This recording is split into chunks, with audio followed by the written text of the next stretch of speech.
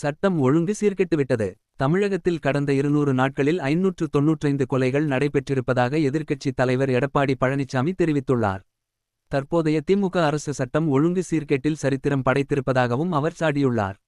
மேலும் தமிழகம் கொலை மாநிலமாக மாறியிருப்பது மிகுந்த வேதனையளிப்பதாக கூறிய எடப்பாடி பழனிசாமி, இதனை தடுக்க காவல்துறைக்கு முழு சுதந்திரம் அளிக்கப்படவில்லை என்று கூறினார். தமிழகத்தில் சட்ட ஒழுங்கு அடியோடு சீர்கெட்டு விட்டது.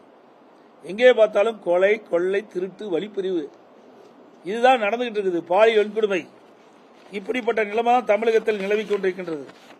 நீங்க பார்த்தீங்கன்னா 200 நாள்ல 595 கொலைகள் நடந்து சரித்திரம் படைத்த அரசாக இந்த அரசு இருக்குது. வேற எதிலையும் சரித்திரம் படிக்கல. ஒரு தமிழகம் கொலை மாநிலமாக மாறி இருக்குது. மிகுந்த வேதனை அளிக்கிறது. இன்றைக்கு காவல்துறைக்கு முழு சுதந்திரம் கிடைக்கவில்லை.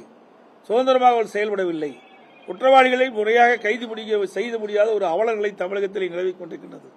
பலமுறை ஊடகத்தின் வாயிலாக, பத்திரிகையின் வாயிலாக, என்னுடைய அறிவிப்பின் வாயிலாக அறிக்கையின் வாயிலாக தெரிவிச்சிருக்கிறேன். ஆனால் இந்த அரசு எந்த நடவடிக்கை எடுக்காத காரணத்தினால தான் இவ்வளவு கொலைகள் நடந்து கொண்டே இருக்கின்றன.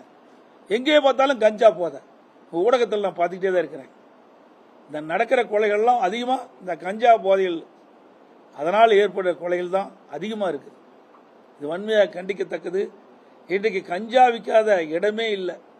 இன்னும் சொல்ல போனால் பள்ளிகள், கல்லூரிக்கு அருகில அதிகமாக கஞ்சா புழக்கம் அதிகமாக இருக்குது. கஞ்சா விற்பனை அதிகமாக இருக்குது. இனியாவது இந்த அரசு அனைத்து கல்லூரி பகுதியிலும் காவலர்களை நிறுத்தி இன்றைக்கு அப்படி கஞ்சா விற்பனை கண்டுபிடித்து சட்ட நீதியாக தண்டிக்கப்பட்டால் தான் இந்த கஞ்சா விற்பனை நிறுத்த முடியும். இல்லாவிட்டால் இளைஞர்களும் மாணவர்களும் சீரழிந்து விடுவார்கள்.